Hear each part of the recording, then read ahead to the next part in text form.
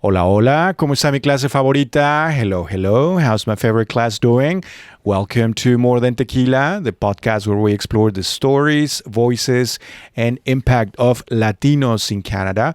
My name is Juan Carlos Rocha Osornio, and I'm Associate Professor of Spanish, teaching stream at the best department in the entire University of Toronto, the Department of Italian, Spanish, Portuguese, and Latin American Studies. It is a pleasure to welcome my good amigo, un amigo a quien no veía desde hace muchos años, Dorismel Díaz. ¿Cómo estás, Dorismel?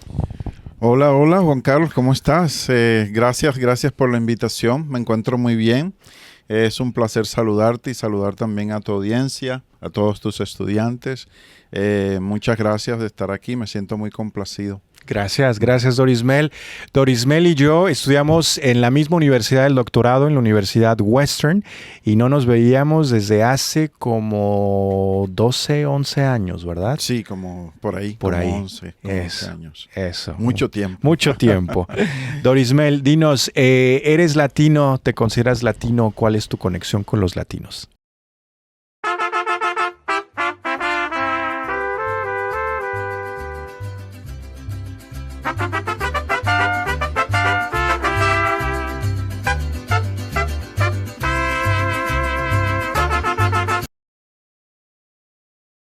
Bueno, antes que nada, pues me gustaría presentarme un poquito. Soy Dorismel Díaz. Mi ciudad de origen es Barranquilla. Barranquilla es una ciudad como de más o menos unos 2 millones de personas. Es la cuarta ciudad de Colombia en importancia. Y es una ciudad bastante...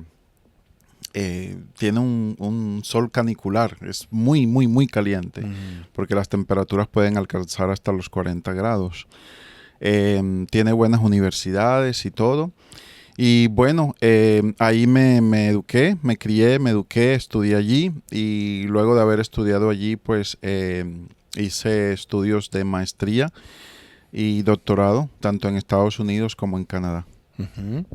Entonces, pues ahora estoy aquí en Toronto. Ahora estás acá en Toronto. Sí. Muy bien. Entonces, ¿te consideras latino o cuál es tu conexión con los latinos? Bueno, sí, me considero latino. De hecho, pues antes de venir acá yo pues pensaba demasiado en este proceso del viaje y de cómo iba a irme como latino, cómo iba a ser la experiencia como latino. Y por supuesto me considero latino. La cuestión es que aquí en Canadá pues eso ha cambiado un poco, porque siento que estoy como en la intersección de varias historias, de varias culturas, de varias identidades, porque pues soy latino, pero también soy afrodescendiente. Y también soy colombiano y también soy canadiense. Uh-huh. Entonces hay muchos aspectos allí que se entrelazan, de identidades, de historias, de costumbres, de tradiciones, y algo muy rico y muy variado. Claro, muy bien. ¿Por qué Canadá, Dorismel? ¿Cómo llegas a Canadá y cuándo llegas a Canadá? Bueno, la historia es muy interesante porque la verdad Canadá, yo decía, bueno, Canadá es muy frío, no me voy para allá. Tú sabes, lo típico que uno pues, a veces, la imaginería que a veces uno tiene y que a veces uno está mal informado de eso. Canadá no estaba entre mis planes. De hecho, cuando yo estudiaba idiomas en Colombia, surgió en mí la necesidad de estudiar literatura a través de una pieza de literatura que llegó a mis manos que se llama Calila y Dimna, que eran unos cuentos antiquísimos traducidos por Alfonso X el Sabio. Y ahí nació mi interés por la literatura. Entonces había un profesor allí donde estudiaba que pues me estimuló para que yo estudiara la literatura hispana.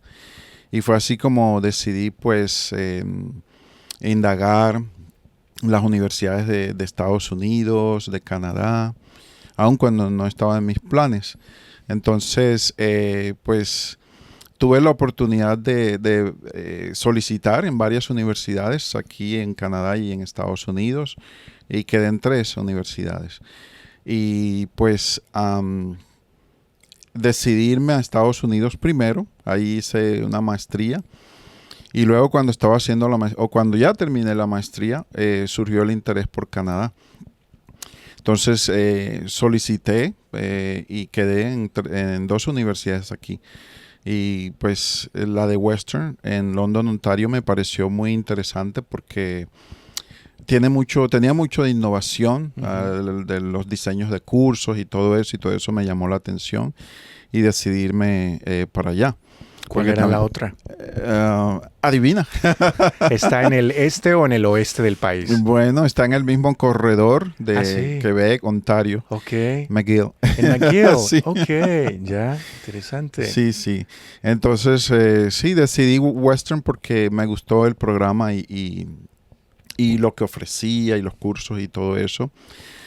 Y de hecho, pues, llegué a Canadá y la sorpresa es que yo pensaba que iba a encontrar osos en cada esquina, pero no. Que eso era lo peligroso. Claro. Pero después me di cuenta que lo peligroso no eran los osos, sino los precios de los alquileres. Exacto. Entonces, tú sabes, viene uno con muchas cosas, imágenes, fantasías, y a veces muchas de esas cosas no concuerdan con la realidad. Claro, claro. Entonces, dirías que era un estereotipo esto de Canadá, de Sí. que muy, muy frío, un frío polar y que los osos polares. Sí, un estereotipo, porque hay muchos clichés cuando uno viaja. Es que la experiencia del viaje, lo magnífico que tiene es que es una experiencia de aprendizaje, es una experiencia de autoconocimiento, es una experiencia de crecimiento también, porque los ídolos que tú tienes en la mente se derriban, ¿no? Hay los que se derriban, hay cosas que se destruyen, pero también hay cosas que se construyen en ese proceso de aprendizaje. Claro, claro. Entonces ahí uno se da cuenta de que pues todo el mundo no anda nadando en dólares, ¿sí? Aunque es difícil porque uno viviendo aquí, la gente, por lo menos en mi país, pues la gente cree que uno tiene mucho dinero, ¿no? Que uno pues está ganando bien porque es en dólares y todo, pero a veces pues la realidad es otra porque aquí pues son otros precios, Claro. otras cosas.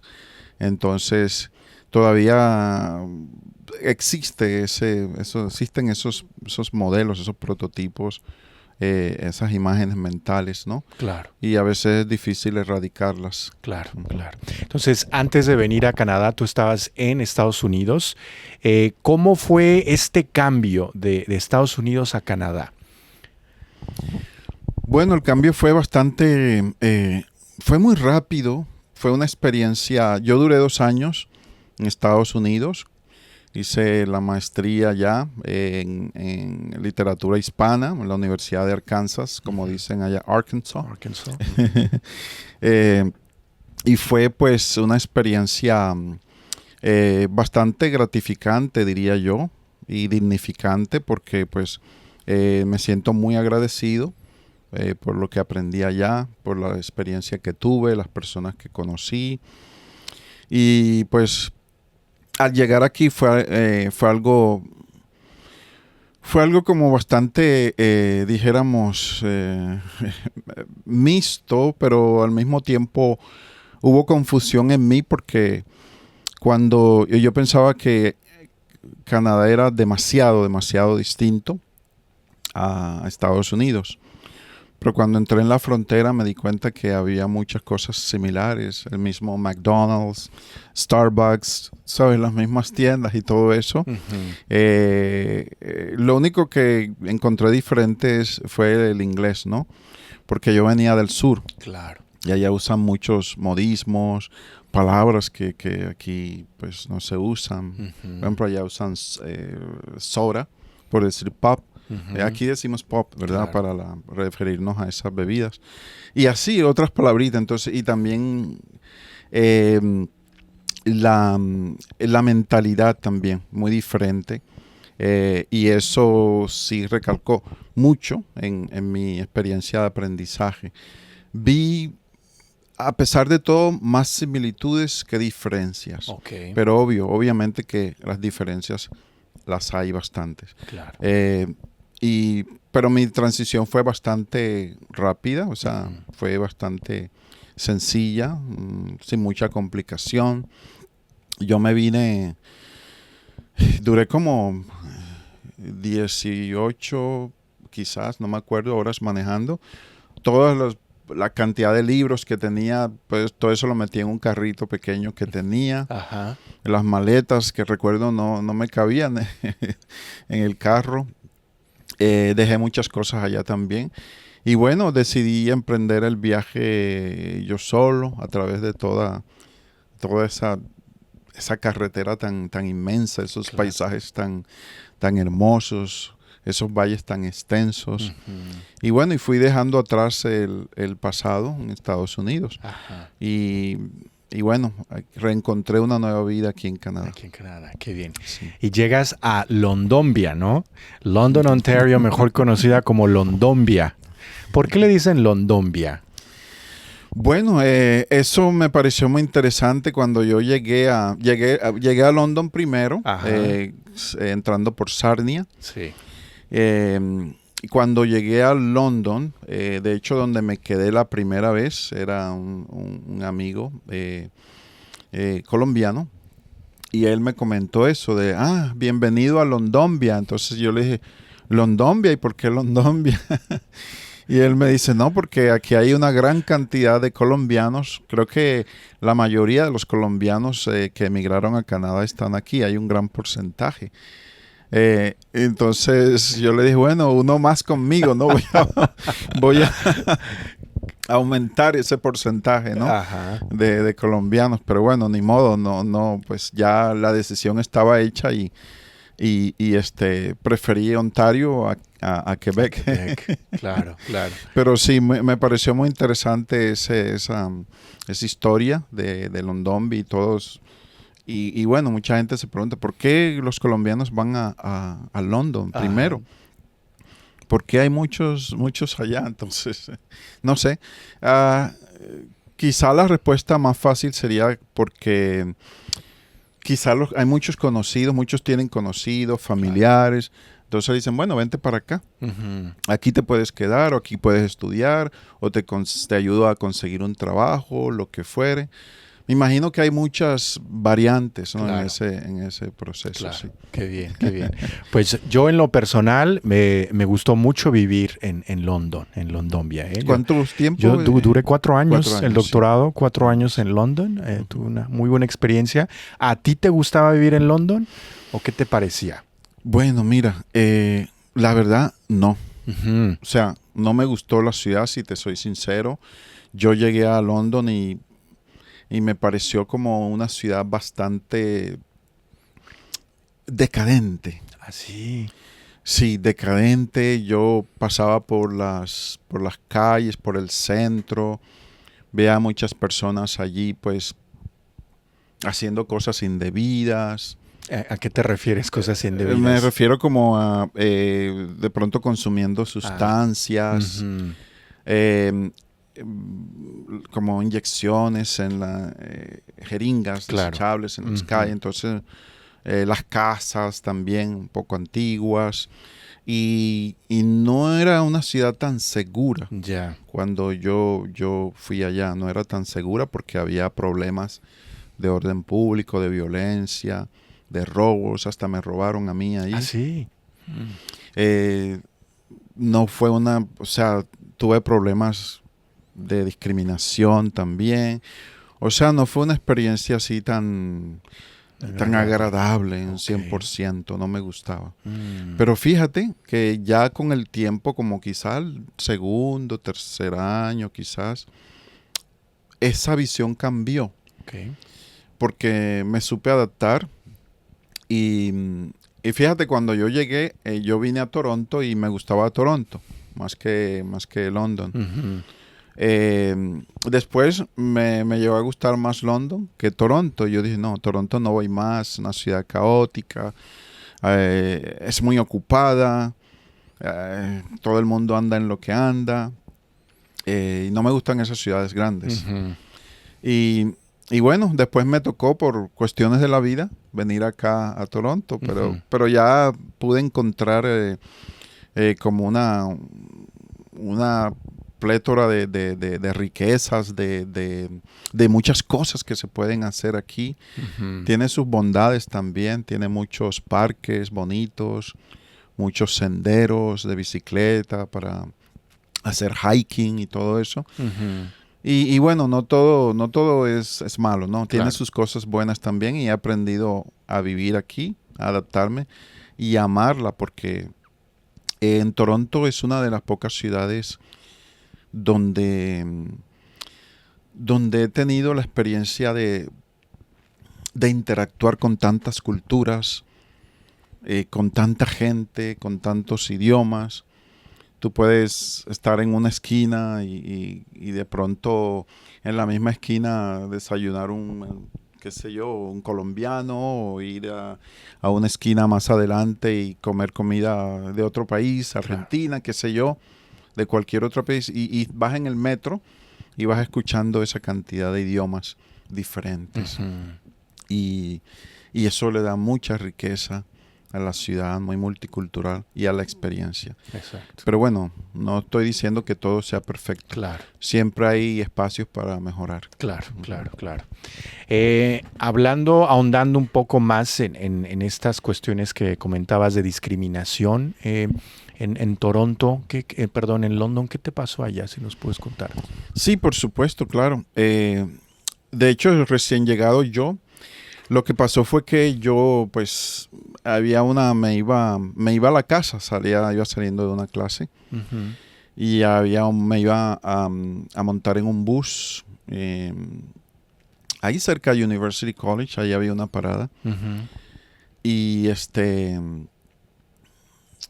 delante de mí había una persona, detrás de mí había otra persona. Y bueno, tú sabes, todos teníamos que mostrar nuestros carnets para abordar y todo eso. Y bueno, yo pues creo que era el bus número 2 de Dundas. La persona delante de mí se subió. El conductor no le pidió nada, no le pidió identificación. Yo me subí y él me dijo, a ver su identificación, su carnet de estudiante, porque uno con el carnet lo mostraba ya. Y bueno, sí, yo lo busqué, se lo mostré con mucho gusto y ya, después pasé. Pero vi que la persona que pasó detrás no le pidió, ni tampoco a los otros que estaban en la fila, lo cual se me hizo raro, extraño. Y después yo le pregunté a él, vea, ¿y usted por qué me lo pidió a mí y a los otros no? Entonces cuando le dije yo eso a él, se alteró un poco, que él le pedía al que él quisiera, que eso no era de mi incumbencia, que no tenía por qué pues yo reclamarle nada, que no sé qué. Y yo le dije, bueno, pues pienso que he recibido un tratamiento diferencial porque pues o todos en la cama o todos en el suelo, ¿no? Traté más o menos de decir eso, ¿no? Claro.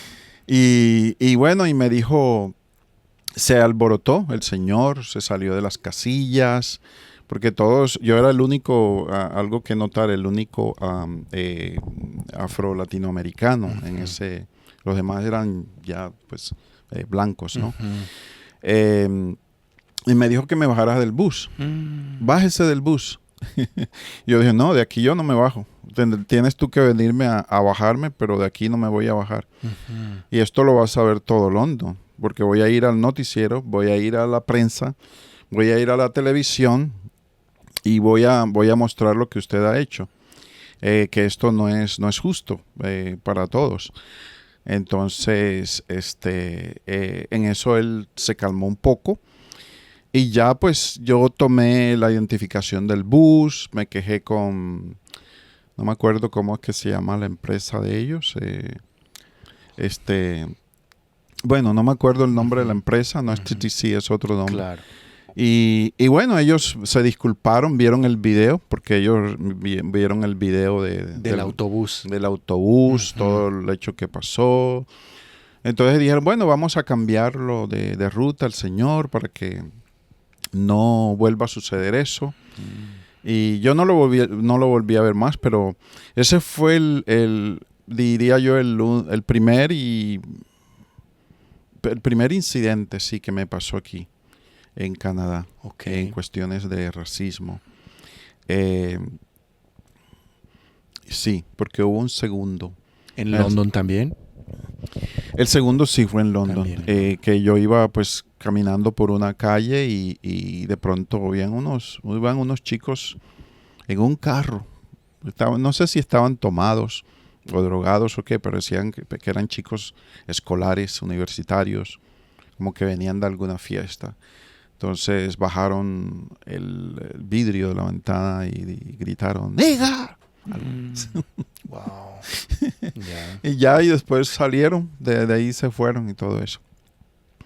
Esas fueron las dos únicas experiencias que tuve, que he tenido aquí en tan largos años, pero son, o sea, muy escasas, ¿no? Claro. Muy escasas. Claro. Así que pues eso chocó con la idea que yo tenía de Canadá, porque yo decía, bueno, no voy a salir de Guatemala para meterme en Guatepeor. Claro. Pero bueno, Claro. Son cosas que pasan y pueden suceder en cualquier parte del mundo, Exacto. ¿no? Exacto. Porque eso está como intrínseco en el ser humano, no sé.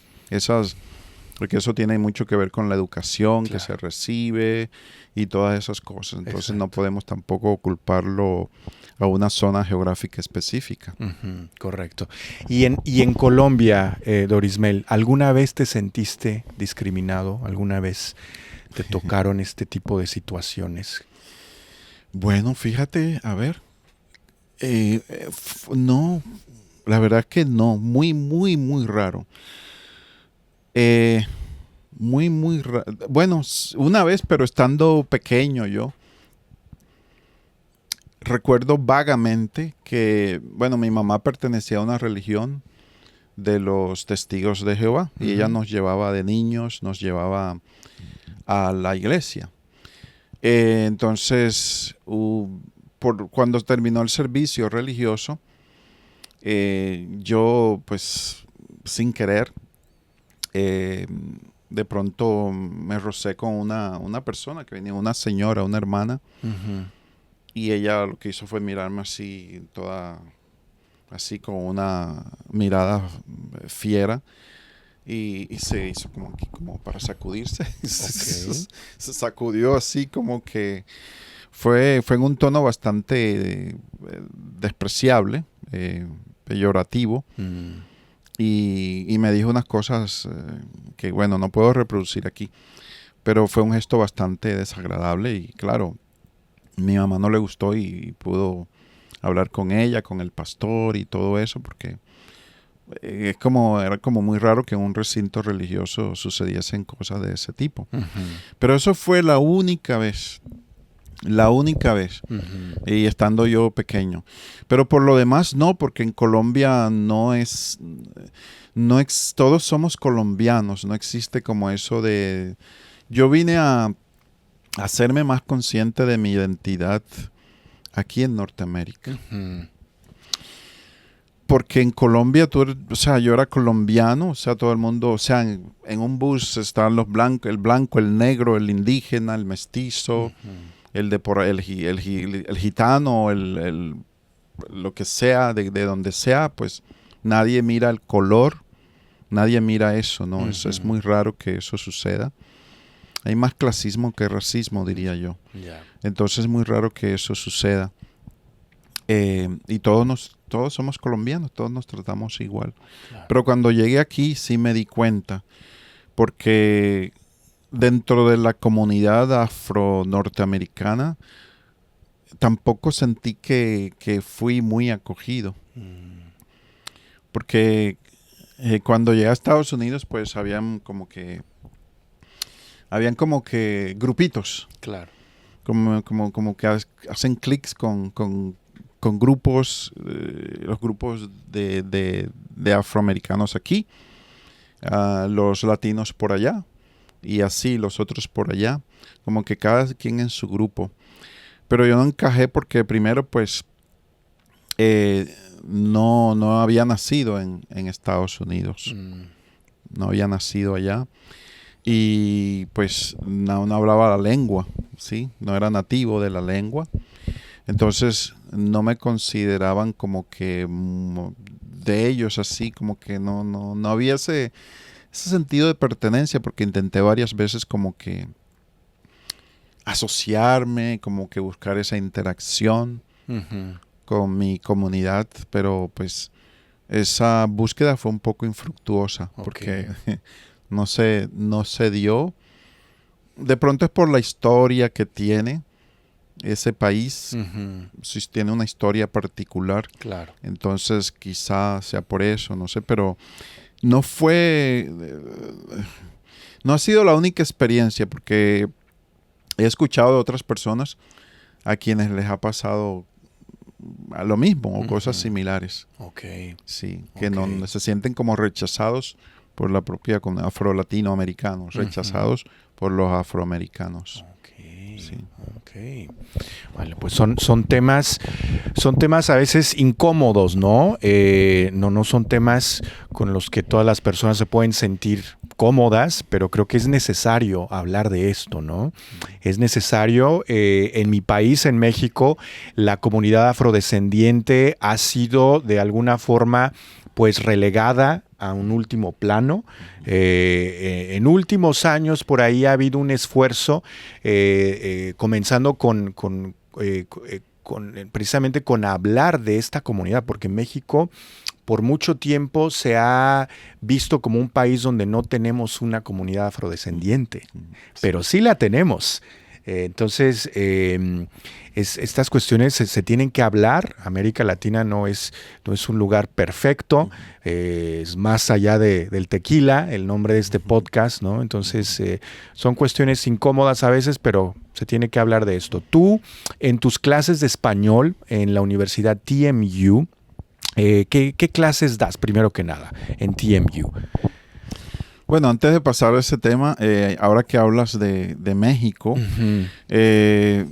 solo te cuento que me encantó, pasó a mis manos una historia, la historia de la mulata de Córdoba. No sé si la habías escuchado. Sí. En Veracruz, ¿no? Que la historia pues de la afrodescendencia en México no es reciente, ¿no? Claro. Es muy vieja, ¿no? También de niño pues me gustaba leer las historietas de Memín Pingüín.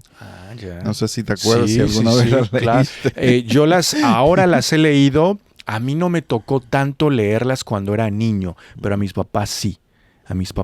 Ahora, doy un curso de Historia y Cultura Mexicana y hablamos de estas historias de Memín Pingüín. Entonces, Qué bien. Sí. Pero tú lo conocías apenas ahora que fuiste a México, ¿o tú ya desde Colombia escuchaste de Memín Pingüín? Desde Colombia, cuando era niño, sí. Ok. Desde Colombia vendían esos paquitos, que les llamamos paquitos o historietas. Y siempre, pues ahí estaban en los estantes y bueno, pues, siempre me gustaba, de manera inocente, no ingenua, pues leer esos sin saber el sustrato que hay allí.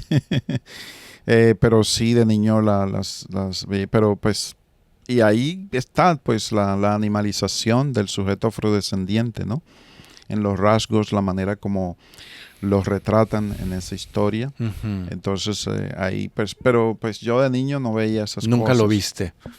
Yeah. No veía esas cosas. Claro. Ahora ya después, ya grande, pues sí me di cuenta de esos tipos de distanciamientos en el orden estético, axiológico, sociológico, psicológico del sujeto afrodescendiente.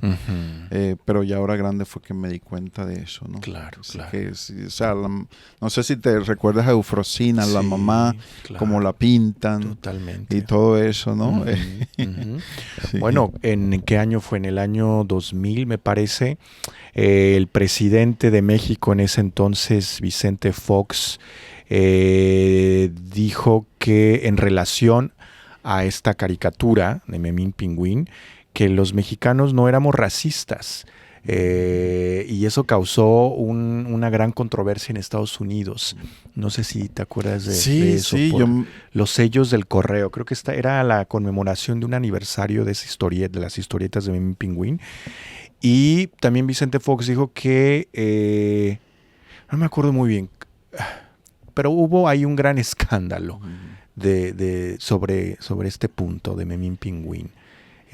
Ahora lo vemos en mi clase de Historia y Cultura y bueno, claramente refleja un nivel de racismo muy fuerte. O sea, no podemos esconderlo, no podemos pretender que eso no es racismo, se llama racismo.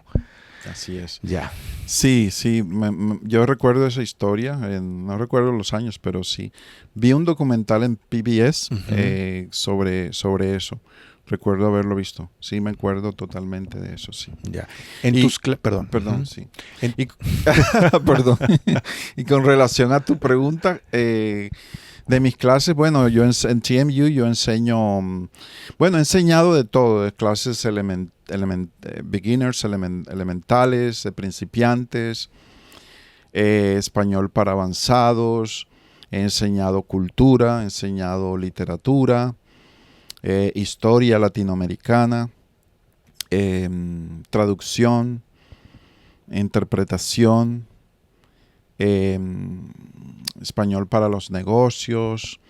O sea, ha sido una variada gama de cursos que he enseñado allí. Okay. Si no me circunscribo solamente a ciertos cursos, sino dependiendo de la necesidad del momento y de lo que se ofrezca, pues esos cursos doy. Pero pues sí, de avanzados, principiantes.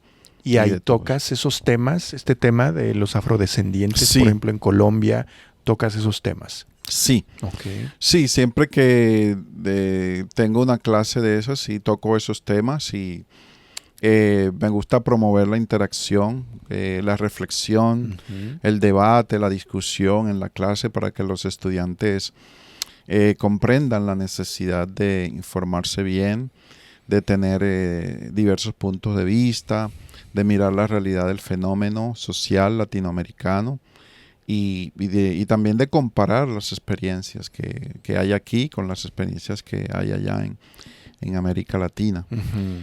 Pero no falta en nuestro currículo, en nuestros cursos, no faltan esas discusiones. Qué bueno, qué bueno.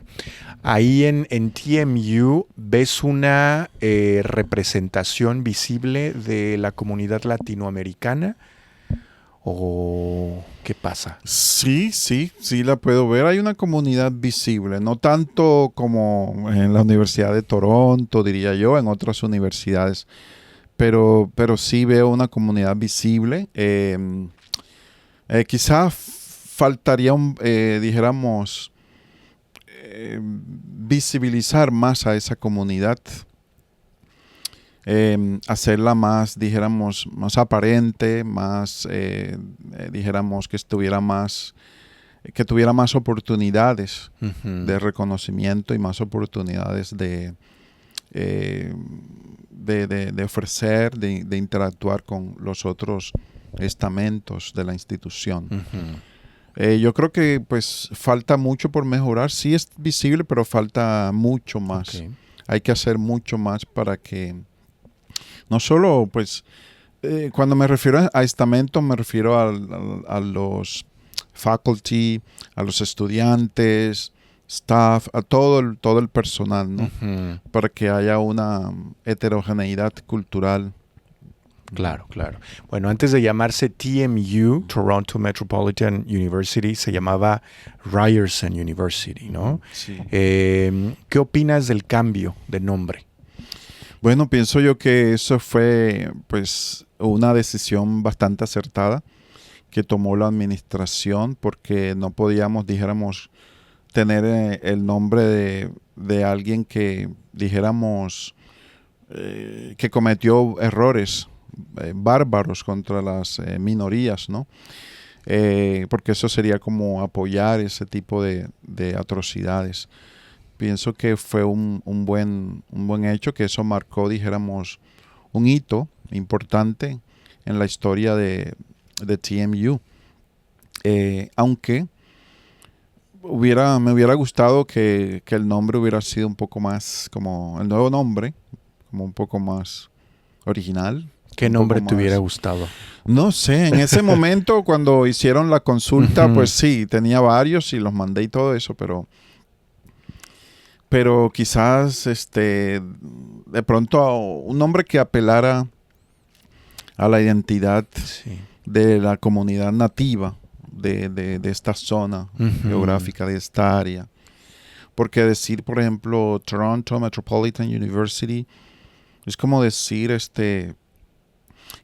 como gallina, como decir perro, como decir gato. O sea, no lo distingue. Sí, hay inclusive muchas personas creen o la confunden con la Universidad de Toronto. Porque tiene también la palabra Toronto. Claro, claro. Entonces hay personas que las confunden, siendo que son distintas, diferentes. Y sí, hubiera podido cambiar eso de Metropolitan y de... En fin, pero pues uno no tiene las decisiones. Exacto. Qué bien. Y en el doctorado, Dorismel, ¿en qué te especializaste? Bueno, el doctorado yo me especialicé en la literatura del siglo XIX. Indagué sobre aquellos autores, sobre escritores, sobre viajeros, más que todo europeos, que vinieron a las Américas a, dijéramos, escribir relatos de viajes. O sea, lo mejor travel writing o relatos de viajes del siglo XIX. Y me enfoqué en la manera como ellos trataban de representar a las comunidades afrodescendientes en sus escritos. La manera como ellos interactuaban con ellos, los propósitos, todo aquello que ellos plasmaban en sus libros, porque no solo plasmaban escritos, textos, también plasmaban arte, historias, pero todo eso tenía todo eso era visto como con un lente bastante eurocéntrico, europeísta, ¿sí? Desde una visión bastante apartada en ocasiones de la realidad, distorsionada. Okay. Era la manera de retratar al otro, a la alteridad, ¿no? A los que no son como yo, a los que no comen como yo, a los que no se visten como yo, a los que andan desnudos, a los que hablan mal, a los que dicen palabrotas, a los que huelen feo, porque hay mucho de la experiencia olfativa, ¿sí? Se hace mucho, se recalca mucho sobre eso, sobre el olor de las comunidades negras, los ritos paganos, los ritos bárbaros, los ritos diabólicos que ellos hacen. En fin, todo eso pues es compendiado en esos diarios de viajes, ¿no? Y resulta muy interesante porque el siglo XIX es una época de descubrimientos, de avances científicos, de muchos logros a nivel general, ¿no? A nivel humanista, ¿no? Humanístico.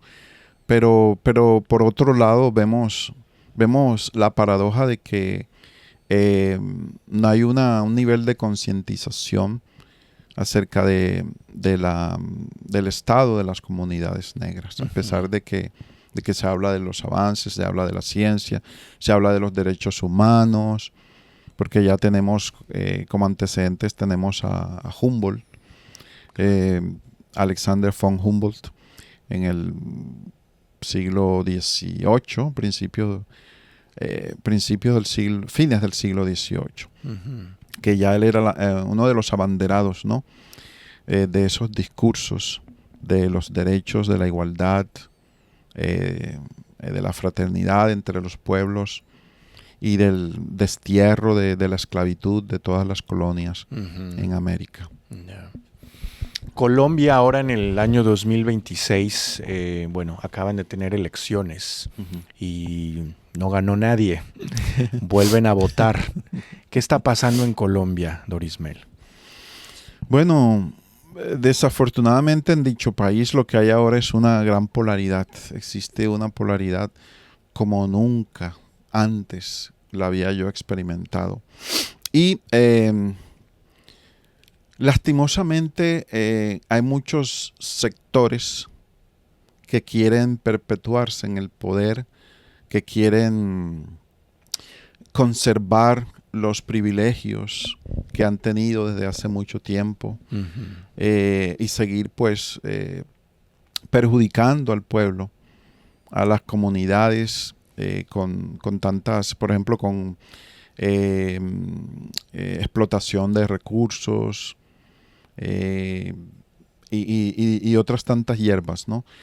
Pero Colombia tuvo la oportunidad de votar, de elegir a un presidente de izquierda, el presidente Gustavo Petro, ¿no? Y pues hubo muchos cambios, buenos cambios, positivos, se hicieron muchas cosas, aunque por desgracia no todo se pudo hacer por oposición, por rechazo de la bancada opositora, ¿no? Creo que el proyecto es grande, el proyecto es largo, tiene un futuro promisorio si se continúa en esa misma línea, ¿no? Porque si Colombia vuelve otra vez a la derecha, a la extrema derecha, pues como estamos viendo ahora, estamos como a puertas de eso. Pues yo creo que los derechos de las minorías van a seguir siendo cercenados. No va a haber mucha inversión en la educación, en la salud, ni nada de eso. Por ejemplo, durante el gobierno de Petro se crearon universidades, muchos programas, sociales, económicos, reformas económicas y todo eso. Y yo dudo mucho de que esas cosas continúen. Si queda el doctor Abelardo de las Priella. Okay. Pero estamos ahí, un filósofo y un abogado. Claro. Entonces es como que... Sí. No, sí. Pues no, aquí no es que estoy como que promocionando a nadie, ni nada, simplemente estoy diciendo lo que es, lo que yo veo desde mi punto de vista, porque cada quien tiene su punto de vista y tiene derecho a opinar. Habrán algunos que me tirarán piedras o tomates. Piedras o tomates. O tomates, sí. No, prefiero tomates, no piedras, sí.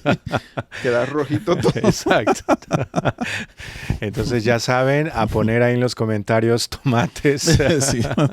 Y esa es la manera. Muy bien, Dorismel. Sí. Colombia. ¿Hace cuánto que no viajas a Colombia?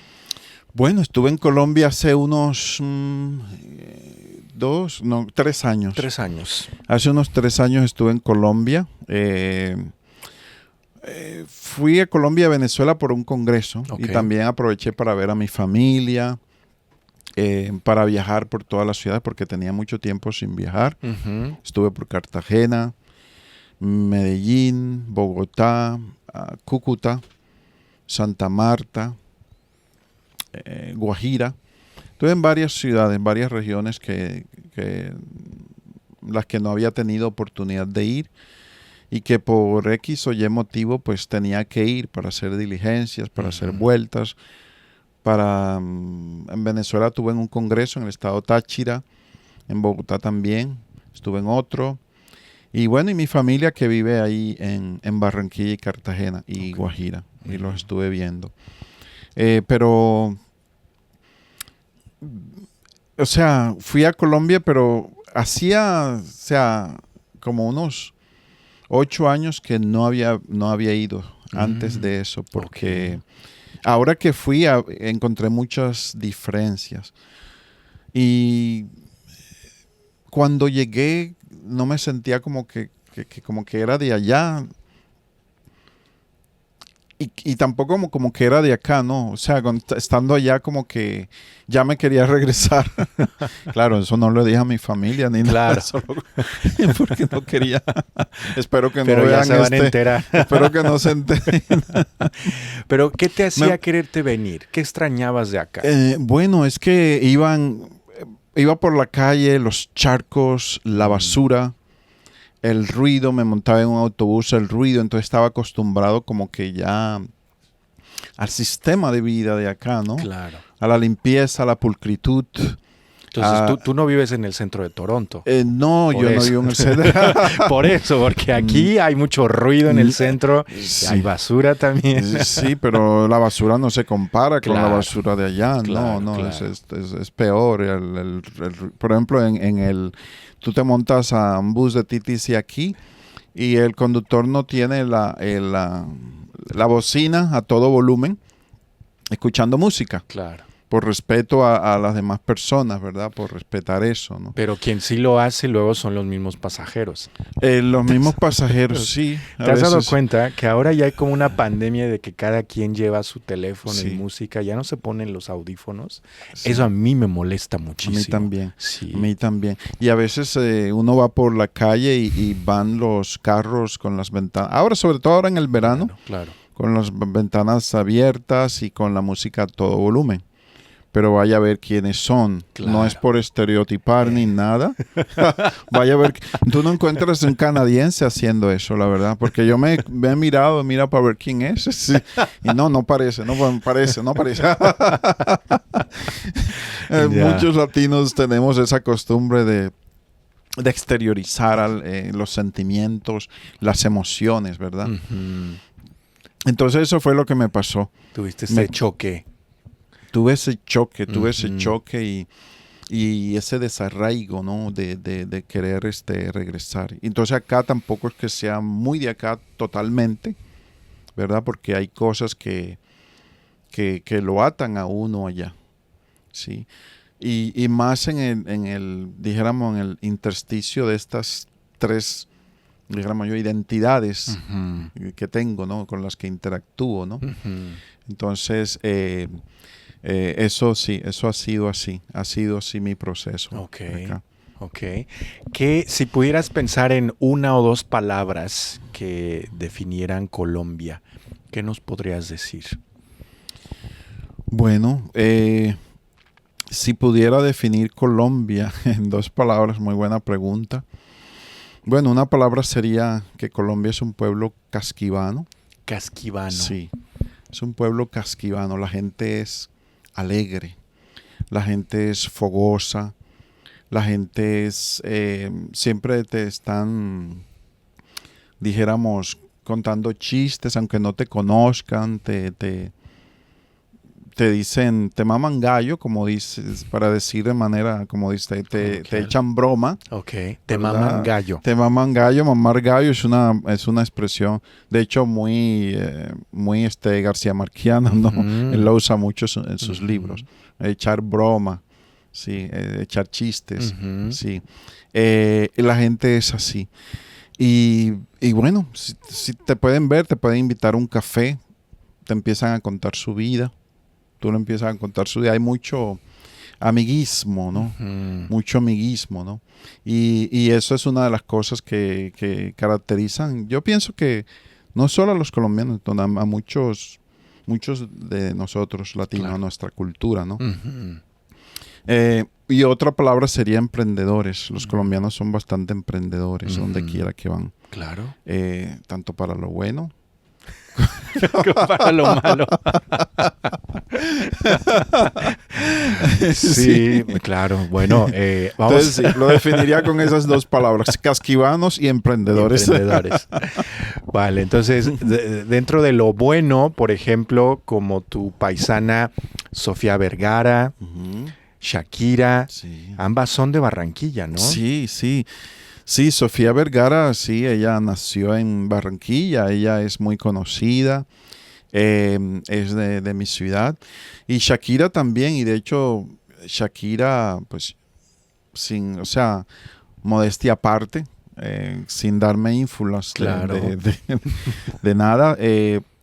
ella vivió cerca del barrio donde yo viví en Barranquilla y pude ver donde yo vivía. Ella vivía en un edificio muy cerca de donde yo vivía.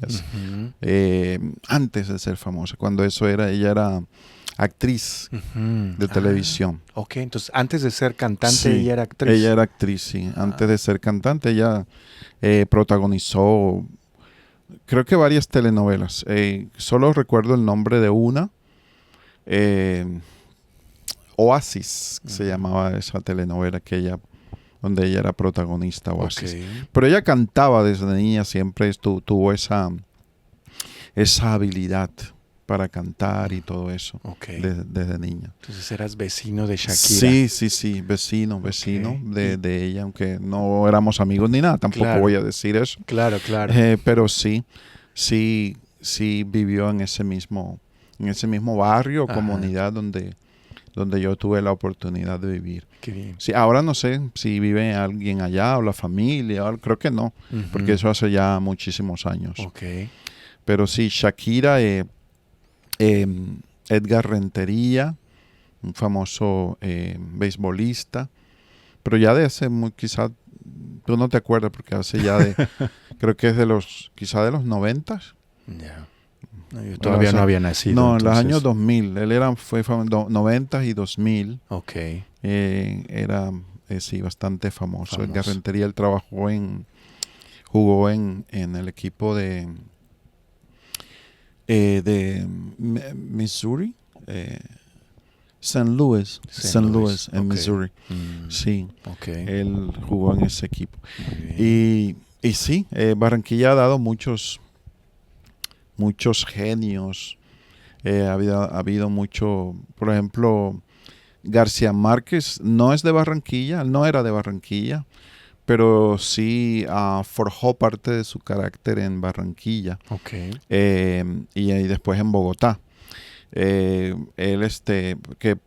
la ciudad donde él nació está muy cerca, Aracataca, en el departamento del Magdalena, muy cerca a Barranquilla. Entonces, Barranquilla es como la ciudad, como es una ciudad pujante, siempre ha sido pujante. Todas las personas migran a esa ciudad. Todos los que están así de las ciudades pequeñas alrededor van allá por más oportunidades. Claro. De empleo, qué sé yo, para estudiar. Entonces todos esos pueblitos, todos esos pueblitos se van para allá, para Barranquilla, porque es una ciudad que siempre ha sido motor del progreso. Es la primera ciudad donde ahí nació la aviación sudamericana. Nació en esa ciudad. Por eso ya le llaman la Puerta de Oro de Colombia, porque es una ciudad por donde llegaron muchos buques, mucha gente de otras partes, sirios, libaneses, hasta alemanes, que de hecho el vallenato nació en la costa colombiana, pero no sería vallenato sin el acordeón, y el acordeón fue producto de la inmigración alemana, de unos alemanes que fueron, y ahí nació ese ritmo musical. Así que pues mi ciudad es una ciudad noble y egregia, benemérita, así que pues tiene mucho que, ojalá puedas visitarla en algún día. Claro, oye, sí, también los que nos están viendo hay que visitar Barranquilla, hay que visitar Colombia y hay que visitar todo el mundo latinoamericano, ¿no? Todos los países y todo el mundo en general, ¿no? Todos los países, yo creo que tenemos muchas cosas interesantes, buenas y malas, como comentabas, en todos lados, ¿no? Así como te hice esta pregunta de que definieses Colombia en 2 palabras, ¿cómo podrías definir Canadá en 2 palabras? Bueno, a ver.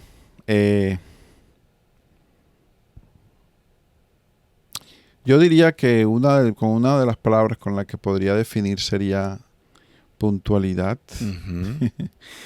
Porque aquí fue donde aprendí a ser puntual, la verdad. Yo era muy impuntual en Colombia, sí. Y de hecho esa fue una de las cosas que dijéramos, me disgustaron, me enfadaron cuando yo llegué, porque a veces teníamos reuniones con mis amigos a tal hora. Entonces llegaban a una hora después o media hora después, y entonces, pero después me decían, no estoy en Canadá. O sea, no puedo exigirle a la gente que sea tan puntual, ¿no? Pero la puntualidad aquí aprendí a ser puntual. Y por lo menos si alguien dice a las 7, es a las 7. Ya uno sabe que hay que estar ahí. De pronto un poquito antes, si es posible. Pero esa es una de las cosas que he incorporado, ¿no? en mi vida, porque emigrar no es solo avanzar, es también una forma de ver la vida. Claro. Aparte de construir comunidad con otros de cultura similar, pues una manera de percibir la vida, de construir valores, de autoconocerte y de cambiar, ¿no? Así que pues yo diría que esa sería la puntualidad. Quizá otro aspecto sería cómo podría describirlo. El hecho de que la gente es como que abusa mucho de la... ¿cómo sería la palabra? Abusa mucho como del disculparse. Ya. Del sorry por todo. Apologetic, Eso sí, sí. Entonces cuando vine aquí eso también me impactó. Yeah. Que la gente por nada, por cualquier cosita se disculparan, ¿no? Es algo muy... Pues nos pasa a todos, ¿no? Claro. Nos pasa a todos. Pero eso sí me sucedió, la verdad, la primera vez en un Tim Hortons, sí. Un Tim Hortons, alguien abriendo la puerta, algo así. O sea que el Tim Hortons es como el ícono cultural de aquí. Como su Juan Valdés. Sí, como el Juan Valdés. Que ya no tanto, ya porque tanto, ya no ¿cierto? es canadiense. Cierto. Ya no es ni canadiense. Claro. Compró una corporación brasileña. Sí. Y después otra, no sé. Ahora cómo está eso, sí. Y de hecho, hablando de Tim Hortons, recuerdo esa primera vez que vine, el amigo que conocí aquí ya, me dijo, Dorismel, tienes que ir a Tim Hortons. Es el mejor café de Canadá. Te va a gustar, te va a encantar. Pero me insistió tantas veces que yo accedí. Y bueno, fui con él. Y bueno, al tomar el primer sorbo, pues yo le digo, esto es pura agua. Esto no es café, la verdad. Esto es pura agua. Mira dónde me has traído tú. Yo vengo de Colombia. Claro. Sí. Pero la verdad no me gustó el café. O sea, era pura agua. Sí. Bueno, comparando tu café, su café allá que es fuerte. Aparte ustedes lo toman fuerte. Sí. Y un poquito. Exacto. No es unos vasados así como la gente los consume. Es un poquito, una tacita. Exacto. Pues acá en Estados Unidos y en Canadá me acostumbré a tomar agua, dirías tú, o sea, ese tipo de café. Y en mi primer viaje a Brasil, pues yo empecé a tomarlo como si fuera agua. ¿Sí? Ya te imaginarás lo que me pasó. Una taquicardia fuertísimo. O sea, es que sí, ustedes toman poquito. Sí, poquito. Y es café. Ustedes le llaman el cortado, ¿no? Tinto. El tinto. Sí, tinto.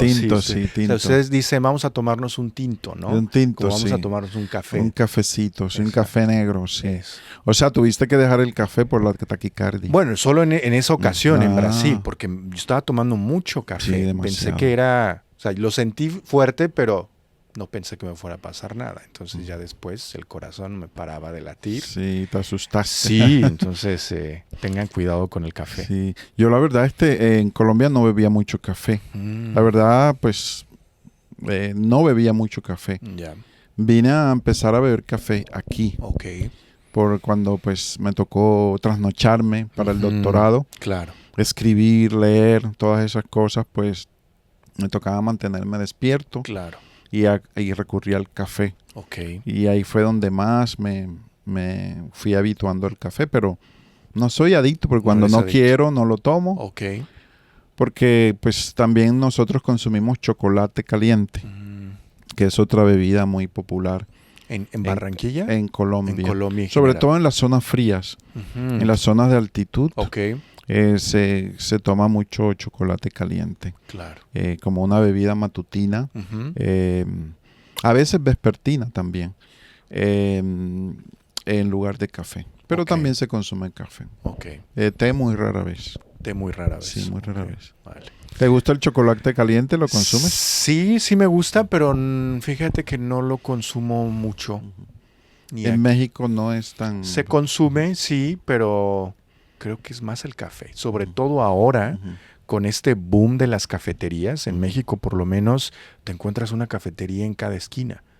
¿Sabes? El café, este concepto de la cafetería, Ujú. como el Tim Hortons, Sí, sí.